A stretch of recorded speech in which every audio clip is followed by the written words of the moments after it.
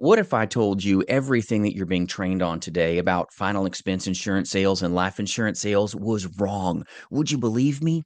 Well, I hope you enjoy this video because I'm going to give you some scripts, some systems to help you say some things to gain traction in your telesales calls because there's nothing worse than constantly feel like you're pushing a train uphill by yourself with no engagement and no steam. All right. That's why so many people say, oh, I could never sell life insurance. I can't be that pushy. I could never sell final expense insurance.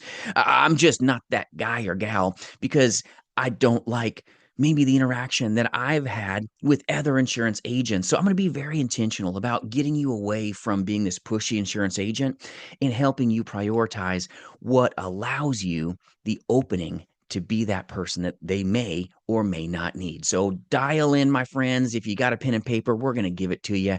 Here we go. First off, you've got to disconnect from the end result. Disconnect from the sale entirely. This is going to take the pressure valve off so that you don't try to sell a stinking widget. And this is what happens with so many insurance conversations. You immediately go to, you need to buy life insurance. This is why, this is why. And you're selling the features instead of the benefit. The so what is so critical to you capitalizing. You got to remember, insurance is bought, especially life insurance, based on really three things. All right. Fear of loss. Number one, desire for gain. Number two, or keeping up with the Joneses. Everybody's got it. I need one too. I'll put another video on that up above for you.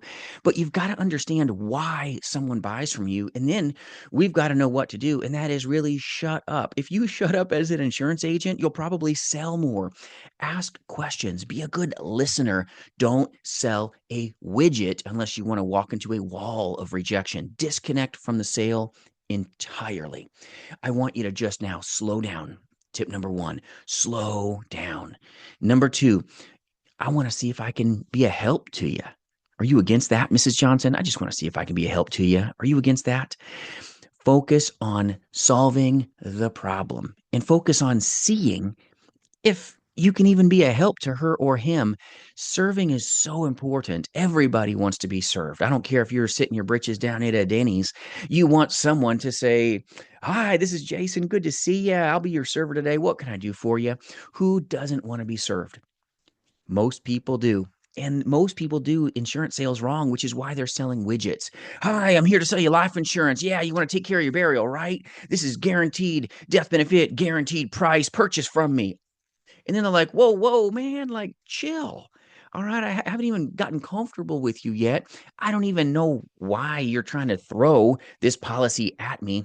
Take a pause, slow down, be sincere about seeing if you can be a solution. You've got to disconnect yourself from the policy that you want to sell.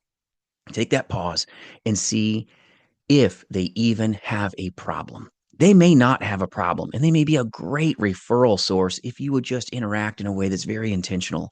This day and age, so many people are distracted by the old dummy box, and they really don't have a connection with a person at times. All right. Maybe you are the longest conversation they've had in a week. That could very well be possible, but you've got to focus on serving them. Period. No longer are you focusing on the policy. You're just going to serve them. You're going to be that solution to them.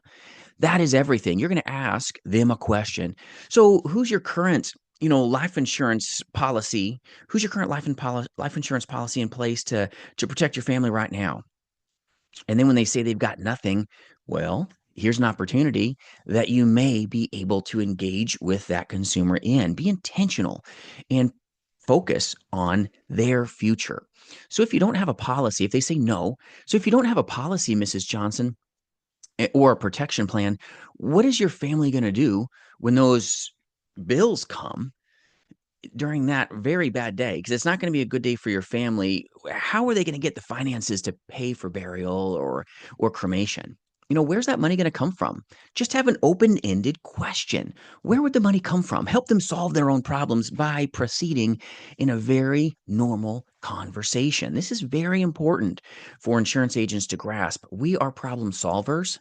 We're not focusing on the benefits and the features. All right. We're going to focus on the problem that the product solves. It is a solution. And this is why insurance agents say, oh, I don't like sales. I could never do it. Because you aren't sincere about asking the right questions. Ask if they have any protection in place. Do you have any life insurance protection in place right now? When they say no, go, okay, Mrs. Johnson. So how are your family and friends going to pay for like burial and cremation? Because that's not cheap these days, as you very well know. Where's that money going to come from when that bad day comes? And just pause. Listen to what they say. And then when they say, well, I don't know, or XYZ is going to happen, go, no problem, Mrs. Johnson. I'm going to ask you a couple more questions to see if this, brand new life insurance protection plan even makes sense for you. Fair enough. So I'm just going to ask you a couple quick questions about your health and then go right into how's their health. Get to know them. This is so intentional for you. Solving problems, being the solution, seeing if this even makes sense. Because I don't even know if it's an option for you right now. Okay. So let's just see how you're doing and then see what we can do together. And then go into how's your health. This is very critical. It's all about questions, asking them what they want you to do. They've also got to see sometimes the pain. They've got to see the future. What's that future going to look like for their loved ones? Where's the money going to come from when that bad day comes? This is important. And then now they see, oh, there is no money. It would not be good. And then ask, how does that make you feel? Knowing that there's nothing financially being left behind when that bad day comes. What are your feelings on that? Let that sink in. Don't just sell right now. Let that sink in.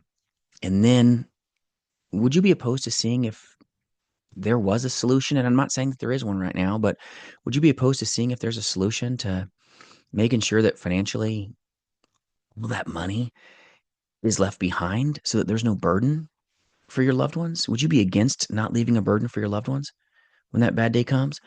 And then let them go, no, I wouldn't be against that. Well, I'll just ask you a couple quick questions and then go right into how's your health if that's where you're at in your script. Sincerity is important, but just asking the right questions before you go straight to the solution. They may buy from you, but so often insurance agents are so focused on selling a dang policy instead of just slowing down and spending time on the actual problem. This is critical. Solve the problem. Solve the problem. Focus on serving them and seeing if you're even a solution. You may not be, but you want to see if it even makes sense.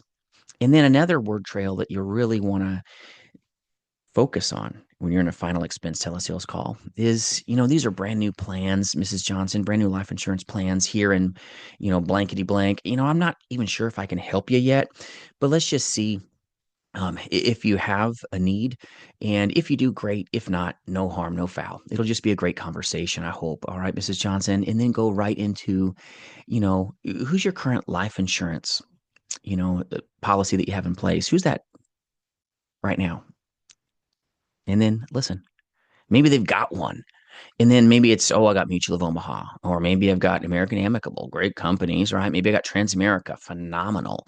You don't immediately, like a lot of insurance agents, the moment they say something, they go, oh, that's blankety blank company. That's blankety blank. You start being a Debbie Downer, or maybe they bought some 2-year waiting company, place that ends in pen, okay? Or maybe they bought some term insurance that expires like bad milk, and you're like, oh, that's a bad policy, Mrs. Johnson.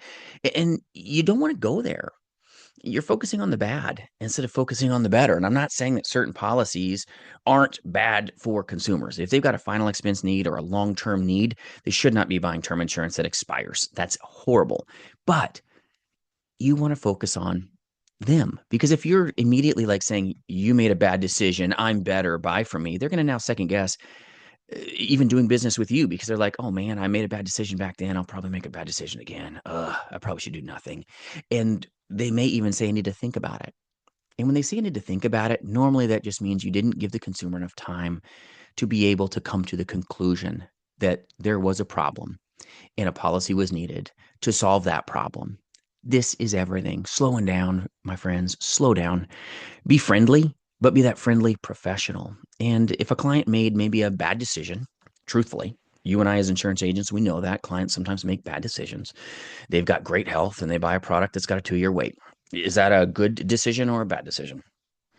I don't think that's a great decision. It's better than $0 being left, but it's not a great decision.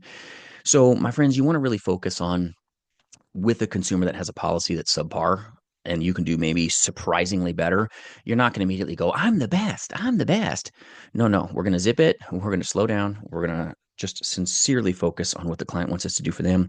And you're going to say, Mrs. Johnson, would you be against having day one death benefit coverage instead of waiting for another maybe a year and a half for your policy to finally become $10,000? Would you be against having $10,000 right now if I could save you money every month?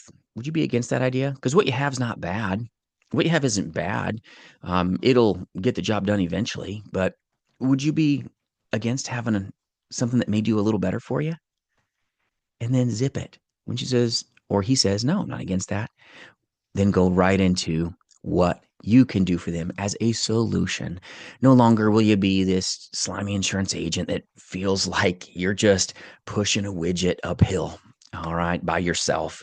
It'll crush you. Rejection can crush you alone in this industry, and 90% of agent force industry wide will fail. And I hate that in my mouth, but it's the Lord's truth, friends. So you got to get good at questions. Get good at solving problems. No longer will you be pushy. Disconnect yourself from the end result and engage with clients slowly, articulately, and with scripts and systems that truthfully will get to the heart of the matter so that we can have a need in their life.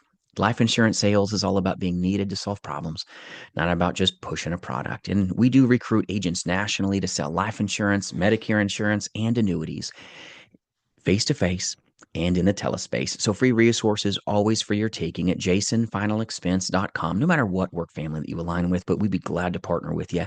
Let us know what we can do to help you. And remember, my friends, you've got what it takes. The business may not be friendly at times, but with the right focus, with the right word trails, you may find you love this business more than you may know.